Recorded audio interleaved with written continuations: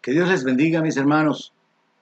Una vez más tengo el privilegio de dirigirme a todos ustedes, a todos aquellos que están conectados con este ministerio de enseñanza, con la Iglesia Centro Cristiano de Fe, con aquellos que a través de los años han establecido de alguna manera una relación con cada uno de nosotros, eh, los diferentes miembros y los diferentes ministerios de la Iglesia Centro Cristiano de Fe.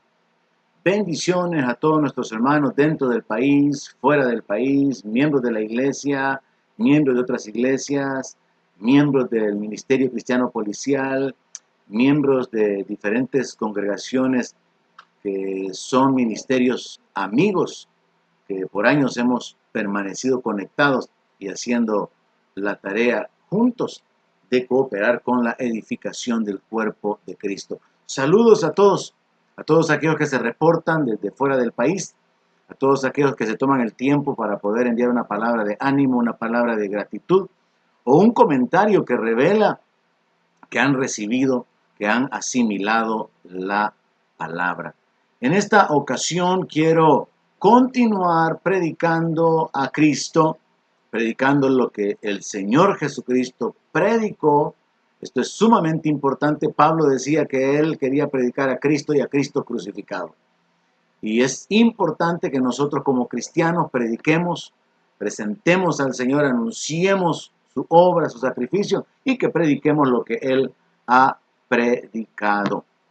El tema, Jesús, el pan que descendió del cielo. Ese es el tema para hoy. Jesús, el pan que descendió del cielo. Y es que este tema resulta sumamente interesante porque aunque el Señor Jesucristo estaba hablando como casi siempre lo hacía, usando parábolas, usando alegorías, usando símbolos, esta expresión en particular revela que Él es el único que puede dar vida.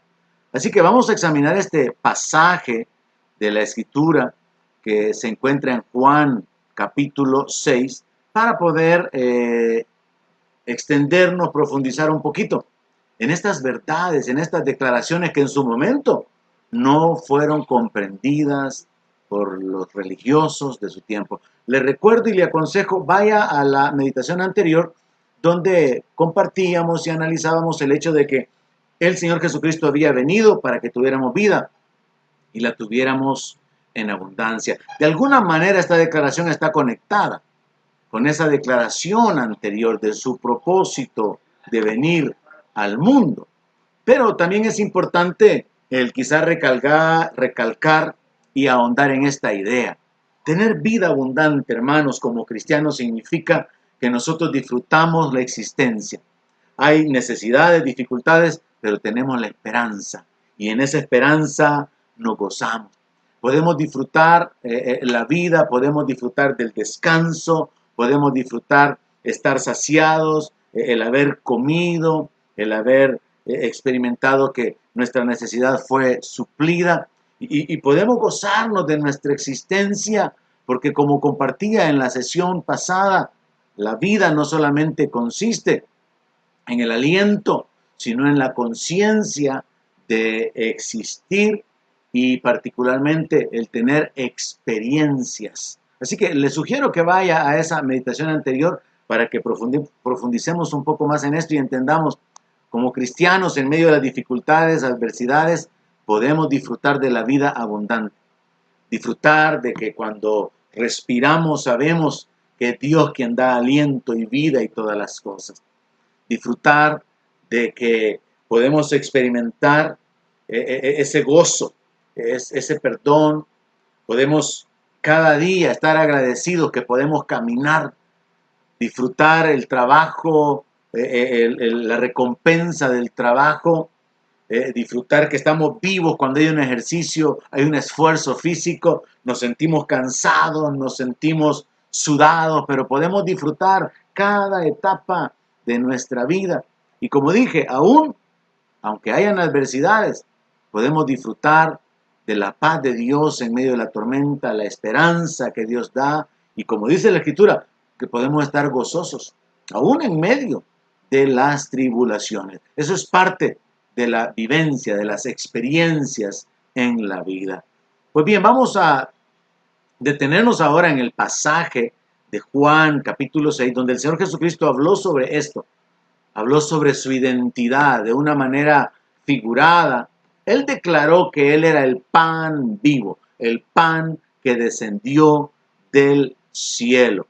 Y vamos a detenernos en varias declaraciones y en el conflicto que se dio al respecto de estas declaraciones y el contexto o el ambiente en los cuales estas declaraciones fueron dadas. Quiero comenzar haciendo referencia al hecho de que la historia comienza con un detalle sumamente interesante y es la multiplicación de los panes. En el verso 9 del capítulo 6 de Juan, habiéndole dicho el Señor que la multitud estaba cansada y que tenían que darle de comer, alguien dice, aquí está un muchacho que tiene 5 panes de cebada y 2 pececillos, ¿mas qué es esto para tanto? La historia se desarrolla en el hecho de que el Señor ora, ordena que la gente se siente, los panes o los alimentos son multiplicados, el pan fue multiplicado por el Señor y posteriormente, habiendo alimentado a un montón de personas, ellos se retiran. Se da el detalle particularmente de que los discípulos se van en la barca, pero Jesús no se va con ellos. Jesús los encuentra al otro lado del mar de Galilea después de la medianoche. Al día siguiente se encuentran después de aquella situación en la cual ellos se sienten asustados porque piensan que están viendo un fantasma.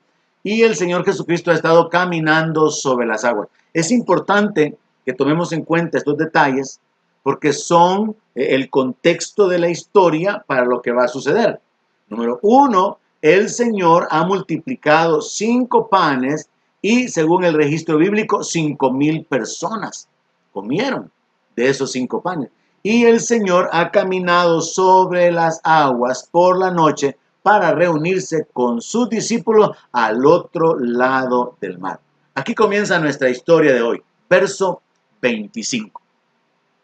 Y hallándole al otro lado del mar, le dijeron, Rabí, ¿cuándo llegaste?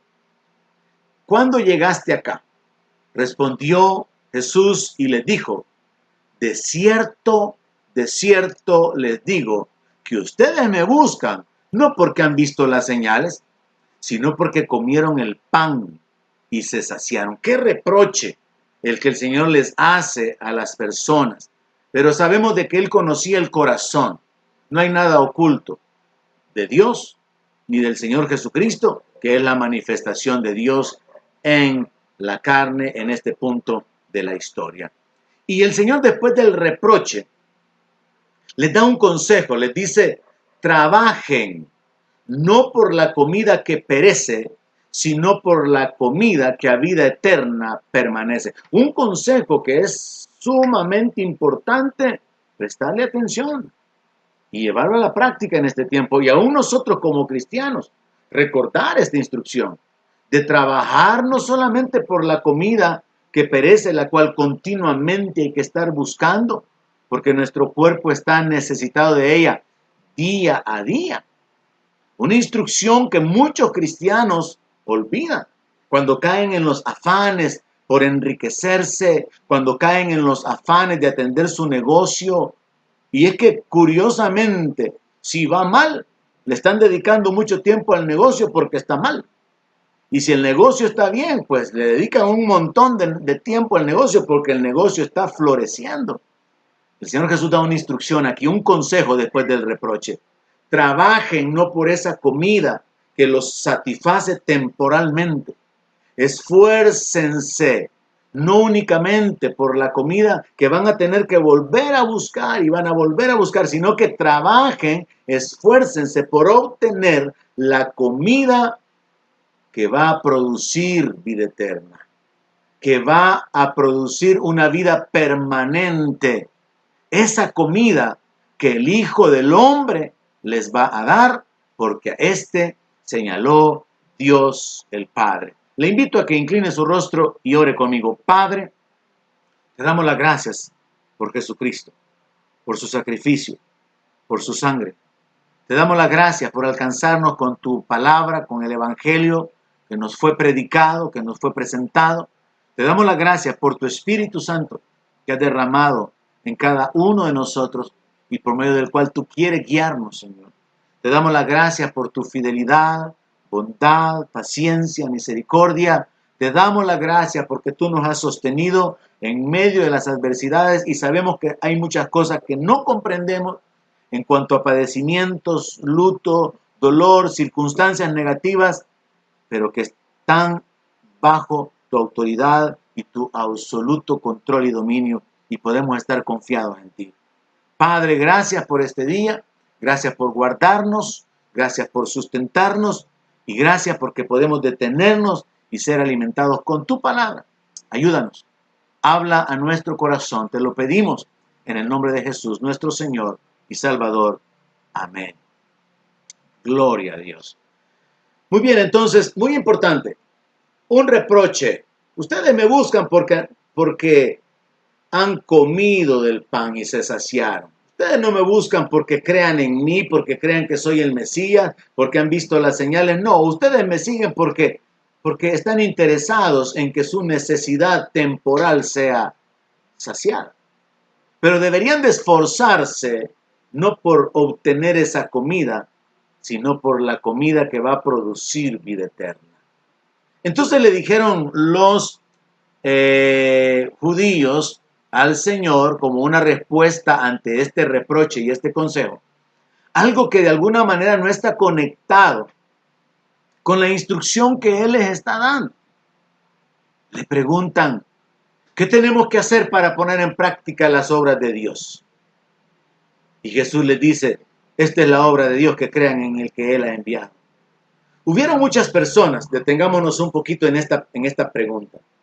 Hubieron muchas personas que se acercaron para tentar, para ver si lograban hacer caer al Señor en una trampa, en una pregunta con un sentido doble para poder descubrir si Él podía hacer alguna declaración que permitiera que Él quedara enlazado con lo que había dicho. Querían saber si Él defendía la ley o si Él quería hacer a un lado la ley. Ya escudriñamos sobre esto hace algunos días. Él dijo, yo he venido a cumplir la ley, no he venido para abrogarla. Pero esta pregunta es similar a aquella que le hizo el joven rico. ¿Qué tengo que hacer para heredar la vida eterna? Ellos lo sabían, los judíos conocían la ley. Los judíos conocían los mandamientos. Pero aquí se ve la ignorancia, por un lado, y la maldad de corazón del ser humano por otro lado, porque muchas veces nosotros sabemos hacer lo bueno y no lo hacemos. Tenemos pretextos, tenemos justificaciones para no hacer lo que tenemos que hacer y ya sabemos. Pues aquí están estos religiosos del tiempo del Señor Jesucristo preguntándole qué tenemos que hacer para poner en práctica las obras. Y Jesús creo que los toma por sorpresa al darles una declaración simple, sencilla. Jesús no los enfoca en los 10 mandamientos.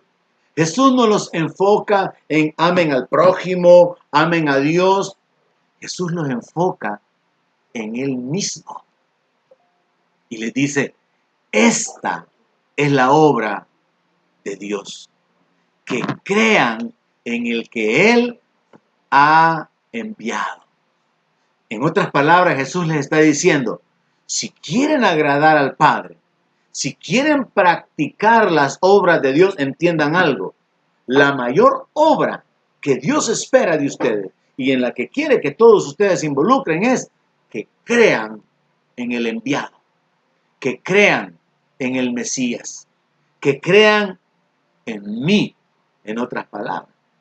Entonces en el verso 30, siguiendo la secuencia de la conversación, muy interesante y a mí me agrada en particular, lo he mencionado un par de veces, cuando las criaturas hablan con el Creador, como Job, con Dios, como Moisés, como Elías.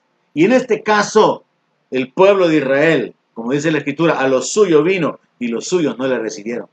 El pueblo hablando con aquel que era su Señor, su Mesías.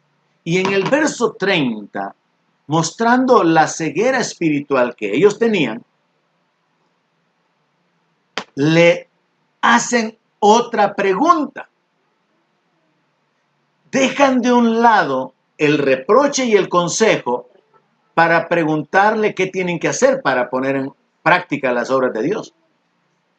Dejan de un lado la respuesta de que lo único que tienen que hacer es creer en el enviado, y entonces ahora se enfocan en ¿y cuál señal haces tú para que veamos y te creamos?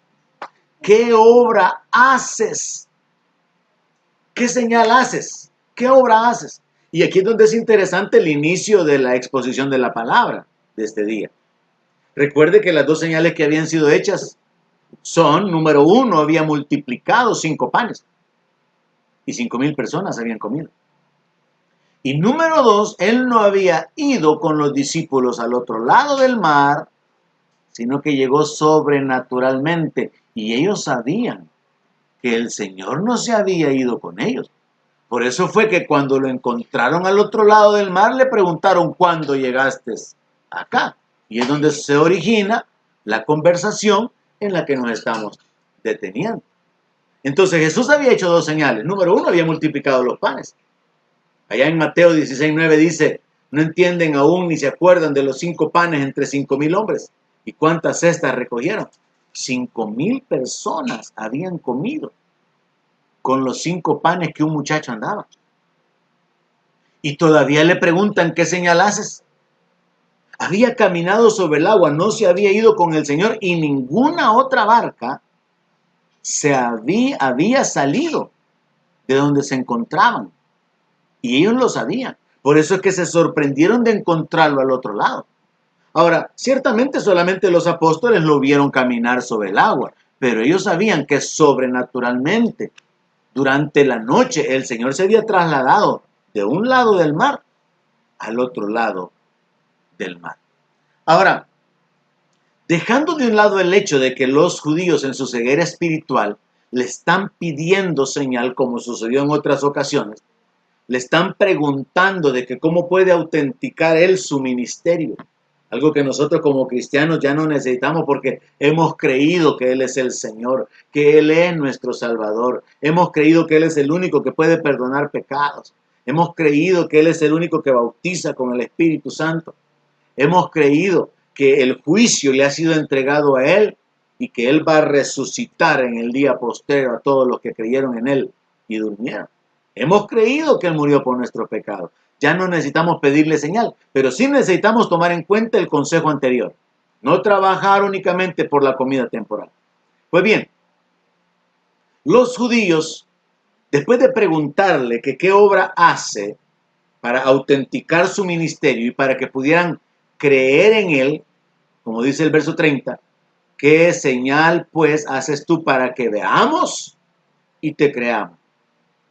No le bastó la multiplicación de los panes.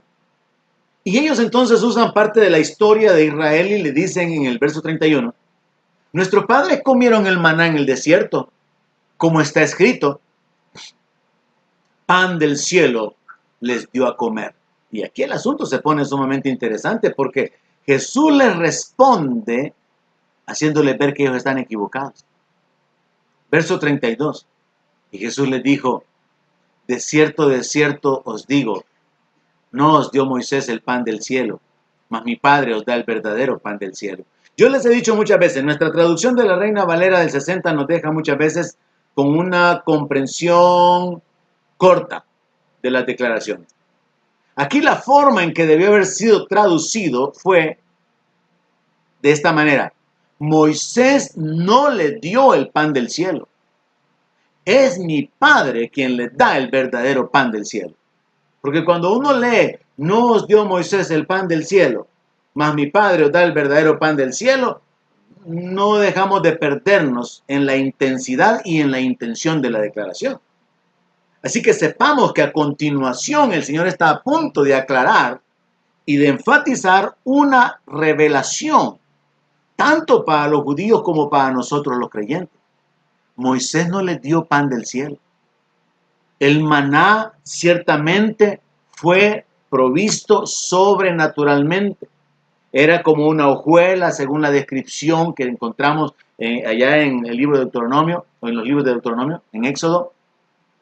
Había que cocinarla o prepararla, pero literalmente no venía del cielo, aunque llegó a ellos de una manera sobrenatural. Entonces el Señor les está diciendo, Moisés no les dio el pan del cielo.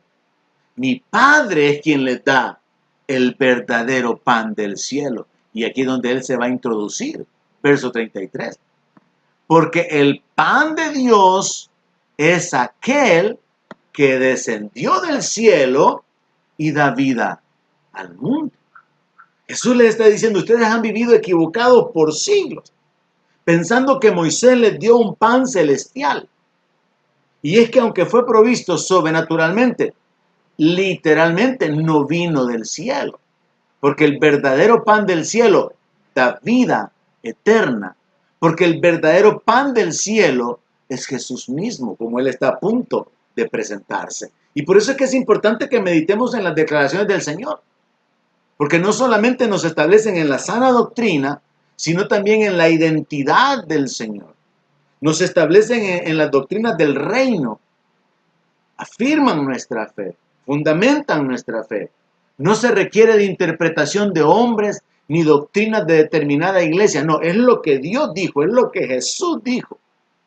Entonces, aquí en el verso 33, el Señor está diciendo, el pan de Dios es aquel. O sea que el pan de Dios no es una cosa, es una persona. El pan de Dios es aquel que descendió del cielo. Es Él, el que descendió del cielo.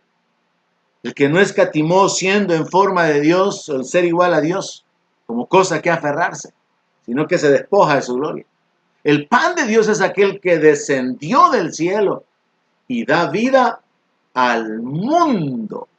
Aquel que descendió del cielo, la persona enviada del cielo, el verbo que se hizo carne, que tiene la potestad de dar vida. Y qué privilegiados somos, hermanos, de que no somos contados como un grupo de religiosos más, aunque hay muchísimos grupos religiosos dentro del mundo evangélico, sino que somos parte del pueblo adquirido por Dios, del pueblo redimido por Dios, que ha sido vivificado por medio del Espíritu, que ha sido vivificado, que ha sido perdonado, que ha sido justificado, llamado a la gloria eterna. Somos participantes de la naturaleza divina. En el verso 34, los judíos, me imagino yo que con una mentalidad conectada con la historia de Moisés y el maná, le dicen, Señor, danos siempre este pan. No habían entendido que el pan no era una cosa, era una persona. No habían entendido que Jesús estaba hablando de él. Y por eso en este pasaje él tiene que enfatizar, como lo hace a partir del verso 35. Jesús les dice, yo soy el pan de vida. Y mis hermanos, esto es algo que tenemos que predicarle al mundo. Jesús es el pan de vida. Jesús es el alimento espiritual. Así como cuando nosotros comemos y renovamos nuestras fuerzas, nos sentimos saciados, nuestro cuerpo es vivificado. Jesús es el pan espiritual que nos sacia, que nos nutre, que nos vivifica, nos llena de vida. Entonces Jesús viene y les dice, yo soy el pan. He venido porque Dios me ha enviado, el Padre me ha enviado, he descendido del cielo para darles vida. Y si ustedes comen del pan que soy yo, si ustedes vienen a mí, les dice en el verso 35, nunca van a tener hambre. Y el que en mí cree no tendrá sed jamás. Aquí hay algo sumamente importante que tenemos que considerar y es el verbo creer, porque este es el que domina toda la historia. Jesús está hablando de una manera alegórica, ilustrando una relación entre el creyente y Él, recibiéndole a Él, poniendo la fe en Él, en su sacrificio. Pero esta gente no logra entenderlo y hasta se oponen a las declaraciones y hasta lo señalan como alguien que está loco por causa de estar enseñando una doctrina muy extraña al hacer referencia a comer su carne, porque lo están tomando literalmente. Entonces Jesús está diciendo algo que nosotros tenemos como cristianos. Ya hablo con ustedes, miembros de la iglesia por años, y con cada uno de los creyentes alrededor del mundo que han sido plantados en Cristo, que han recibido a Cristo y han puesto su confianza completa y plena en Él. Esta declaración, por causa de que hemos venido al Señor, nunca jamás tendremos hambre. Estas declaraciones son contundentes, son radicales, no necesitan una explicación, ni hay donde perderse. Es como la declaración anterior en la que vengan a mí los que están trabajados y cargados y yo los voy a hacer descansar. Jesús nos da el verdadero descanso si llevamos su yugo y le imitamos. De igual manera aquí, Jesús es el que nos va a nutrir de vida, el que nos va a vivificar, el que nos va a dar vida eterna si nos alimentamos de Él, si nos comemos su carne, si bebemos su sangre, como lo dice más adelante. Y el verbo que domina toda la enseñanza es creer. Nunca tendrá hambre, significa nunca tendrá necesidad de alimento. Si el Señor Jesucristo nos da vida eterna, ya no tenemos necesidad de encontrar, de descubrir la fuente de la vida eterna. Ya no tenemos necesidad, como en la ciencia se pretende, descubrir la manera de que la gente viva por siglos o tener una vida más larga. Ya no tenemos necesidad de alimento. Estamos saciados, como dice la palabra de Dios, en Cristo estamos completos. Estamos nutridos, estamos alimentados. Tenemos la vida de Dios en nosotros, como compartía recientemente. El que tiene al Hijo tiene la vida. Él nos da la vida. Ahora, nosotros podemos observar acá que los religiosos, la gente común también, de entonces, debido a la influencia de los religiosos, de los líderes judíos, vivían en un ambiente de incredulidad. Ellos no podían entender lo que el Señor hablaba. No podían recibirlo, no podían creerle. En el verso 36, mire qué interesante que el Señor les dice: yo les he dicho que aunque me han visto, no creen. Todo lo que el Padre me da, vendrá a mí. Y al que a mí viene, no le echo fuera. Porque he descendido del cielo no para hacer mi voluntad, sino la voluntad del que me envió. Jesús está diciendo que Él es el pan vivo, que Él es el pan enviado por el Padre. Él está enfatizando que Él ha descendido del cielo. Y esto causa un gran conflicto a nivel de la mente. Y es que cualquier persona con una mente natural que lea esto de comerse la carne, de beber la sangre del Señor, no va a entenderlo. Y los judíos y los religiosos, por causa de su corazón malvado, por causa de su hipocresía, por causa de la religiosidad, estaban cegados a lo que el Señor hacía, a lo que el Señor hablaba. Y por eso en el verso 36 le dice: aunque me han visto, no creen. Entonces le dice: yo he descendido del cielo, no para hacer mi voluntad, sino la voluntad del que me envió. Y la voluntad del que me envió es esta: que de todo lo que me dé, yo no pierda nada, sino que lo resucite en el día postrero. El Señor Jesucristo está diciendo: a mí me envió el Padre. Yo soy el alimento espiritual que puede darle vida eterna. Yo no he venido para hacer mi voluntad, sino que he sido enviado con un propósito, y ese propósito es darle vida ahora o resucitarlos en el día postrero. En el verso 40, y esta es la voluntad del que me ha enviado, que todo aquel que ve al Hijo y cree en Él. Recuerde que le dije que el verbo que domina la enseñanza del Señor es creer. Aquí es donde se equivocan los católicos cuando han sido enseñados en que ellos se han comido a Cristo porque se comen la hostia. Y dicen, no, yo ya recibí la Eucaristía. Yo ya recibí al Señor, porque les han enseñado que hay que comerse el cuerpo de Cristo. Y como les han enseñado que el trigo se convierte literalmente en el cuerpo del Señor, ellos creen que eso es recibir a Cristo, pero en realidad Jesús está hablando de creer. Él no estaba hablando de comerse su carne, ni de beber su sangre, sino que hay que entender que así como en lo natural asimilar o ingerir alimentos, comer es hacer que el alimento venga a ser parte de nuestro ser, de nuestro cuerpo, viene a nutrirnos y comienzan todos los nutrientes a fluir por todo el torrente sanguíneo.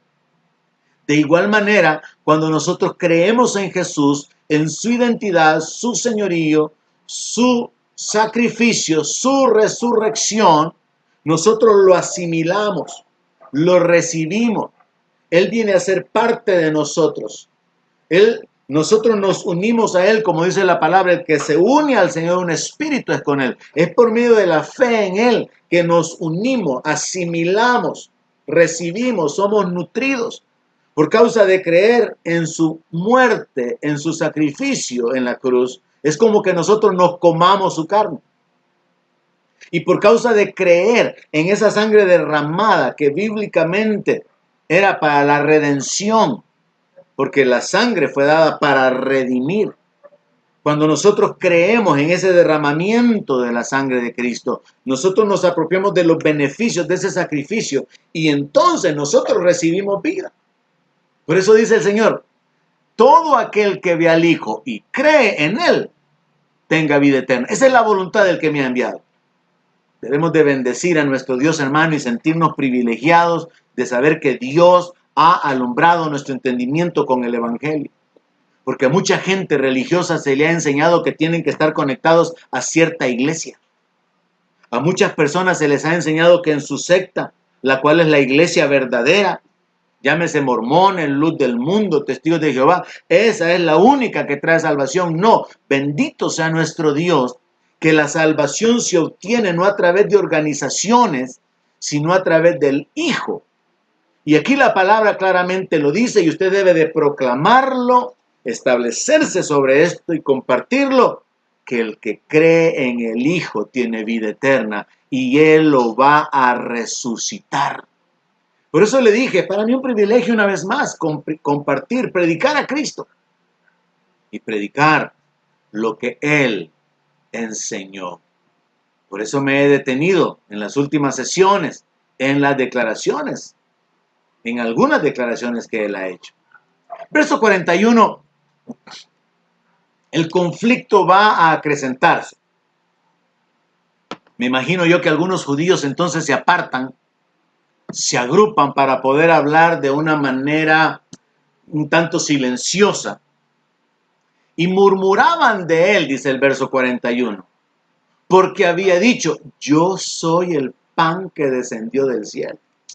Y hermano, yo a veces cuando analizo el ambiente, las circunstancias, el misterio de la piedad, Dios manifestado en carne, los judíos guardando la ley, pero con un corazón incorrecto. Yo entiendo la ceguera de los judíos. Si a esto le agregamos que hay un Dios de este siglo que ciega el entendimiento. Imagínese usted escuchar a Jesús decir, yo soy el pan que descendió del cielo. Y entonces los judíos están ahí murmurando en un conflicto de que, ¿cómo pueden creer en este que es el hijo de José? Si conocían al papá, conocían a la mamá, conocían a sus hermanos, como dice otro evangelio. Así que entre ellos hubo una discusión. ¿Cómo es posible que éste esté diciendo que ha descendido del cielo si nosotros sabemos que su papá es José? Yo entiendo a los judíos. Yo entiendo la ceguera espiritual de ellos porque el que el Señor se manifestara en carne, como dice 1 Timoteo te dice, ya es un misterio bien grande, el misterio de la piedad. Y que Él hablara de que Él era uno con el Padre, que Él había descendido del cielo y que Él era el pan vivo, venía a crear un conflicto mental, en lo racional, en lo humano.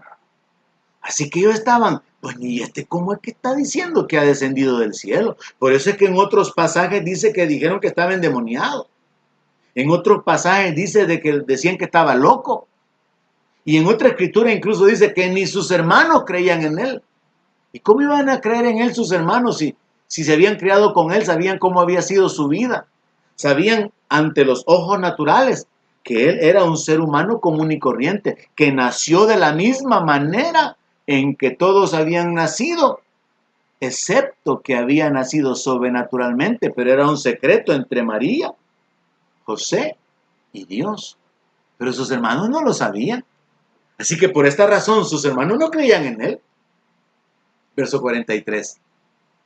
Entonces Jesús les dice, no murmuren entre ustedes, porque ninguno va a venir a mí si el Padre que me envió no le trajere, y yo le resucitaré en el día postrero. Y en esto entendamos de que lo que Jesús está diciendo es, nadie se va a poder acercar a mí si el Padre no lo atrae. Si no es que Dios por su Espíritu, como está escrito, convence de justicia, de pecado y de juicio. Si no es como está escrito en uno de los profetas, con cuerdas de amor te atrae. Pero para esto hay que estar de veras con un corazón sincero y dispuesto para poder conocer a Dios, teniendo esa actitud que nos guió o nos llevó a muchos a ese punto del encuentro con Jesús, en el cual hubo una etapa en la que decíamos, Dios, quiero conocerte. Si tú eres real, manifiéstate en mi vida. Quiero saber quién eres. O como Saulo le dijo a Jesús, ¿quién eres, Señor? Pero ellos no estaban queriendo conocer quién era Jesús. Ellos estaban prejuiciados porque las declaraciones del Señor chocaban con su religión. Y esto a pesar de que las escrituras que ellos conocían anunciaban el nacimiento del Mesías. Isaías hablaba acerca de que la Virgen iba a dar a luz un niño y que el principado iba a estar sobre sus hombros. Aquí podemos ver de una manera tan clara la ceguera espiritual, y nosotros tenemos que aprender de ese error de los judíos para no caer en la misma condición. Porque como cristianos podemos tener una vida tan apaciguada, tan adormecidos. No hay intercesión, no hay oración, no hay devoción, no hay oración, no hay clamor a Dios, no hay un escudriñar las escrituras para alimentarse, no hay una disposición de alumbrar en medio de las tinieblas, no hay una disposición de cumplir con el propósito de vida, y podemos estar acomodados. Y esa es la realidad con la mayoría de cristianos, únicamente ocupados en el qué vamos a comer, en el qué vamos a vestir, en los zapatos, en la ropa, en el teléfono, ocupados como el Señor Jesucristo reprochó en las cosas terrenales y temporales. Tenemos que tener mucho cuidado en esto porque, al igual que los judíos cayeron en una indiferencia, en una frialdad, nosotros también, y máxime ahora que estamos desconectados de congregarnos, muchos creyentes probablemente se han enfriado. Muchos han caído en pecado, muchos han vuelto atrás, muchos están desanimados, muchos no miran a Dios por ningún lado. Muchos no están experimentando el respaldo de Dios, respuestas de Dios, provisión, la gracia, y entonces están cada vez más indiferentes porque no han permanecido conectados con el Hijo. Y ese es un punto sumamente importante. Nuestra confianza tiene que estar puesta en el Señor Jesucristo, no en una organización, no en un líder. Usted no depende del pastor, usted no depende de la iglesia. Jesús es el mediador entre Dios y los hombres. Jesús es el camino para llegar al Padre. Su vida espiritual no depende de la iglesia. Su vida espiritual ni siquiera depende de las predicaciones de nadie. Su vida espiritual no depende de que alguien esté orando por usted. Su vida espiritual depende de que su corazón esté rendido delante de Dios y que cada día usted, así como David, proclame, declare, confiese, así como el siervo clama por las aguas. Así clama por ti, oh Dios mi alma. Es una determinación personal, hermano. Usted no depende de la organización, ni de los programas, ni de las actividades. Nadie ha establecido que la vida espiritual de un creyente va a depender de estar en el activismo. Grandes hombres de Dios, grandes ministros de Dios han confesado que después de años, décadas de mantener a la gente ocupada en acciones, no fueron capaces de permanecer en comunión con Dios porque las actividades no alimentan, las actividades entretienen, pero la palabra y la oración dan vida. La confianza puesta en Jesús va a sostener a cualquier creyente en medio del desierto, en medio de la peor tormenta. Yo le he predicado y cómo hizo Abraham, el padre de la fe, para mantener su fe si no habían iglesias. Cómo hicieron los antiguos cuando no era costumbre congregarse. La iglesia pertenece al Nuevo Testamento. Pero hubieron muchos que perseveraron en un ambiente de persecución donde no había posibilidad de reunirse. Así que es un asunto de poner nuestra fe en Cristo y saber: yo me he acercado a Él, en Él yo estoy completo, Él es mi Señor, Él es el pan del cielo que descendió para darme vida. Así que el Señor después, volviendo a la historia, volviendo a retomar el camino de la palabra, en el verso 45 les dice: hasta en los profetas está escrito que todos van a ser enseñados por Dios. Así que todo aquel que oyó al Padre y aprendió de Él viene a mí. Jesús les está diciendo: si ustedes hubieran prestado atención a la ley y a los profetas, si ustedes hubieran prestado atención a lo que fue dicho, a las profecías, entonces vendrían a mí. Pero como no han prestado atención a la palabra, no pueden creer. No tienen entendimiento de quién soy yo. En el verso 46 él continúa enfatizando su identidad, algo en lo que tenemos que estar firmes, mis hermanos, para que no caigamos en el error de esos apóstatas movidos por el movimiento islámico que fueron enseñados que en realidad Jesús ni es Dios ni murió por nuestros pecados. Tenemos que estar plantados, como dice el apóstol Pablo en 1 Corintios 15. Cristo murió por nuestros pecados conforme a las Escrituras y resucitó al tercer día conforme a las Escrituras. Y va a regresar conforme a las Escrituras. Y bautiza con el Espíritu Santo conforme a las Escrituras. Y hay milagros en su nombre conforme a las Escrituras, porque Él llevó nuestras enfermedades y nuestras dolencias. Así que Jesús, enfatizando su identidad, en el verso 46 le dice: miren, no es que nadie o que alguno haya visto al Padre, sino aquel que vino de Dios, este ha visto al Padre. Esta declaración es contundente porque eso significa definitiva y tajantemente que ninguno de los profetas vio a Dios. Y eso lo confirma el apóstol Pablo, que dice que Dios habita en luz inaccesible, al cual ninguno de los hombres ha visto ni puede ver. Entonces, ¿qué vieron los profetas? ¿A quién vio Moisés? ¿A quién vio Habacuc? ¿Con quién habló Job? Aunque Dios habló acerca de hablar cara a cara con Moisés, el significado es directamente. Porque aquí, a pesar de que la Biblia menciona que algunos como Elías vieron la gloria, las espaldas de Dios, o como Isaías que dice: vi yo al Señor sentado en su trono, o como Daniel que vio un anciano de días y a uno como hijo de hombre cerca del anciano de días acercándose, Jesús viene y dice: ninguno ha visto al Padre, porque Dios es invisible. Pero el que vino de Dios, Él, Jesús, el Señor, Él ha visto al Padre. Entonces Él dice: de cierto os digo, y esto entiéndase de esta manera, les aseguro, les garantizo, esta es la verdad. Y qué preciosa esta declaración, hermano. Recuérdela y llénese con ella. El que cree en mí tiene vida eterna. Tenemos la vida eterna por causa de creer en Jesucristo, no por pertenecer a la iglesia evangélica.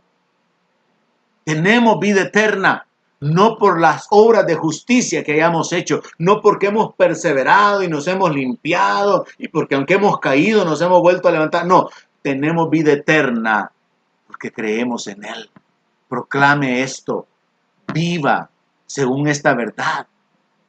Eso enfatiza su identidad.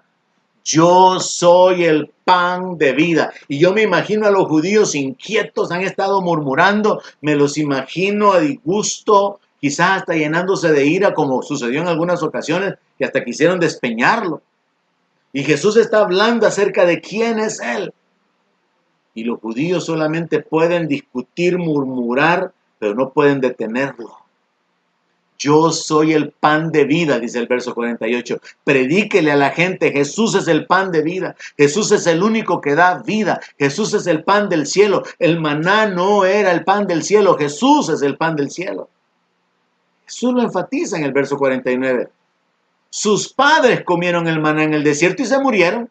O sea que no comieron el pan del cielo, el pan que da vida eterna. Comieron un pan sobrenaturalmente, sí, fue un milagro la provisión de ese pan, pero no es el verdadero pan del cielo. Verso 50, este es el pan del cielo. Yo me imagino que Jesús está hablando, dirigiéndose hacia sí mismo. Este es el pan que desciende del cielo, para que el que de él come no muera. Yo soy el pan vivo que descendió del cielo. ¿Cuántas veces el Señor se hace referencia a su identidad aquí para dejarlo claro? Yo soy el pan vivo que descendió del cielo. Si alguno come de este pan, vivirá para siempre. Y el pan que yo voy a darles es mi carne, la cual yo daré por la vida del mundo. Aquí es donde se vuelve un poco conflictivo la enseñanza alegórica, la enseñanza usando parábolas, usando símbolos, porque ahora resulta que el pan es su carne. Entonces tenemos que entender que cuando Jesús habla de comer, Él está hablando de asimilar. Cuando comemos físicamente, lo ingerimos. Cuando comemos espiritualmente, lo creemos, lo aceptamos. Pero ahora resulta que el pan debe de entenderse no literalmente como pan, sino como el alimento. Y Jesús está diciendo, yo soy el alimento espiritual que da vida eterna. Y el alimento espiritual que yo voy a darles es mi cuerpo sacrificado en el lugar de ustedes. Es la expiación, la cual yo voy a dar por la vida del mundo, mi carne, mi cuerpo. Por eso está escrito en un salmo, ofrendas y sacrificios no quisiste, mas me preparaste cuerpo. Era una necesidad la manifestación de Dios en la carne para que a través de ese cuerpo entregado en sacrificio, Él pudiera comprar nuestra redención. Tenemos que valorar eso, hermanos. Jesús murió por nosotros. Tenemos que valorar la vida que Él nos ha dado. Tenemos que agradecer y gozarnos, sabiendo que nuestra vida está en las manos de Dios. Verso 52, entonces los judíos contendían entre sí diciendo, ¿y cómo puede este darnos a comer su carne?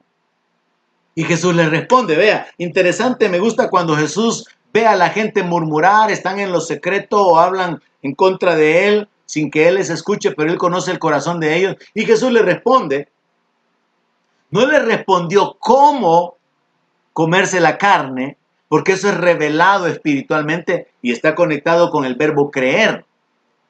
Jesús no les responde cómo comer su carne, lo deja igual que a Nicodemo. Cuando Nicodemo le pregunta, ¿y cómo puede hacerse esto que un hombre nazca de nuevo? ¿Acaso puede meterse en el vientre de su madre? Y Jesús los deja en la ignorancia del conocimiento natural. Jesús los deja en la ceguera del raciocinio humano. ¿Cómo puede este darnos a comer su carne? Y Jesús les dice, si no se comen la carne del Hijo del Hombre y beben su sangre, no tienen vida. Muy religioso puede ser. Muy líder de cualquier movimiento religioso, cristiano, pseudocristiano o lo que sea. Pero si no se come la carne, si no recibe, si no cree en el sacrificio perfecto de Cristo y vive ahora por la fe en el Hijo de Dios, el cual me amó y se dio a sí mismo por mí, como lo dice el apóstol Pablo, no hay vida. Si no se bebe su sangre, si no se entiende que esas gotas de sangre derramadas por el Señor eran el precio de nuestra salvación, si no recibimos el beneficio de ese sacrificio, entonces no hay vida. Pero cuando lo recibimos por la fe, tenemos vida. Verso 54. Jesús no les responde cómo comer su carne, pero nosotros, bendito sea Dios, podemos entenderlo por el Espíritu. Se trata de creer en Él, aunque Él lo esté explicando y ellos no lo entienden. El que come mi carne y bebe mi sangre tiene vida eterna, y yo le resucitaré en el día postrero. Jesús está diciendo, por causa de que crean en mí, tienen vida. Y si mueren, por causa de la vida eterna que ya les pertenece, yo lo voy a resucitar en el día postrero. Verso 55, porque mi carne es verdadera comida. Mi cuerpo entregado en ese sacrificio perfecto es el alimento verdadero, es el alimento espiritual que da vida eterna. Mi sangre es verdadera bebida. El que come mi carne y bebe mi sangre, en mí permanece y yo en él. Hermanos, si ya comimos de la carne del Señor, si ya bebimos de su sangre, si ya hemos entrado en esta relación de creer, de hacer nuestro el sacrificio de Cristo, permanezcamos en esa fe como el apóstol Pablo lo dijo. La vida que ahora vivo en la carne, la vivo en la fe del Hijo de Dios. Permanezcamos en Él, permanezcamos en la palabra. Y Él aquí repite algo que había dicho también en otra ocasión, que Él va a permanecer en nosotros. Él habló acerca de que el que le amara iba a guardar su palabra, iba a ser amado por el Padre, y el Padre y Él harían morada en el que le amara. Comunión, relación con Dios. De eso se trata el Evangelio, de eso se trata el cristianismo, una relación por la fe en nuestro Señor Jesucristo únicamente. Así que recuerde, comer equivale a asimilar. Aceptar el alimento de modo que viene a ser parte de nuestro ser. Pero el comer y el beber espiritualmente es equivalente a creer. Comer la carne y beber la sangre del Señor es creer en el sacrificio de nuestro Señor Jesucristo. Y eso es lo que nos ha dado vida. Y por causa de ello, por causa de esa decisión, un verdadero creyente ya ha pasado por la experiencia del nuevo nacimiento. Tenemos las arras del Espíritu. Tenemos la garantía de que vamos a recibir la herencia plena, porque ya se nos ha dado el Espíritu Santo, por el cual invocamos a Dios, clamamos, Abba, Padre. Qué bendición para usted que tenga ese privilegio y esa libertad de invocar a Dios como Padre. Mire, contrario a lo que yo leía en una de las mezquitas de aquí del centro de San Salvador, donde habían puesto una reflexión donde decía, ¿no cree que ya es tiempo en tratar a Dios como Dios en lugar de tratarlo como Padre? Cuando es al revés. El Dios de los cielos se ha revelado como nuestro Padre. Y este es el tiempo de llamar al Dios de los cielos, Padre nuestro que estás en los cielos. Meditaba yo el día de hoy cómo nuestro Señor, en ese afán de la comunión con el ser humano, en ese afán del acercamiento con nosotros, le dice a los discípulos, ya no los voy a llamar siervos, los voy a llamar amigos. Yo pensaba qué precioso cómo el Señor nos trata. Siendo enemigos nos adopta como hijos. Siendo siervos no nos trata como siervos, sino que nos trata como amigos. Y en otra porción de la palabra dice que Él es el primogénito entre muchos hermanos. Entender estas verdades, hermanos, llenan de gozo nuestra vida. Le dan sentido a nuestra existencia. Concluyamos, verso 57. Como me envió el Padre viviente, y yo vivo por el Padre, asimismo, el que me come, Él también vivirá por mí. Mire qué revelación. Jesús está diciendo que Él no vive en sí mismo, que Él vive por el Padre, porque Él es la manifestación de Dios en la carne. Y entonces Él está diciendo, el que me come, Él también vivirá por mí. Por favor, yo quiero encargarle, explíquele a cuantas personas pueda este pasaje. Y quizás usted puede evangelizarlo con esta simple pregunta. Mire, usted ya entendió que Jesús es el pan que descendió del cielo. Y por ahí usted comienza un camino para poder predicar que el que crea en Jesús tiene vida eterna. Que no depende de obras, que no depende de un estilo de vida, que no depende del dinero, no depende de la membresía, no depende de una iglesia o cierta congregación o denominación. Depende de la fe en el Señor Jesucristo. Verso 58. Y de nuevo refiriéndose a Él, este es el pan que descendió del cielo. no como vuestros padres comieron el maná y murieron. El que come de este pan, me imagino yo al Señor señalándose a sí mismo, el que come de este pan vivirá eternamente. Y el pasaje concluye diciendo, estas cosas dijo en la sinagoga, enseñando en Capernaum. Interesante. Para mí muy interesante el pasaje. El tema que puede servirnos para evangelizar a las personas, a nuestros familiares. Jesús, el pan que descendió del cielo. El pan vivo. El pan que da vida eterna. Le exhorto, hermano, a que comparta esta palabra y que le demuestre a la gente que en la palabra que salió de la boca del Señor Jesucristo, el que cree en Él tiene vida eterna. No hay nada más que agregar. No hay ninguna otra explicación que dar.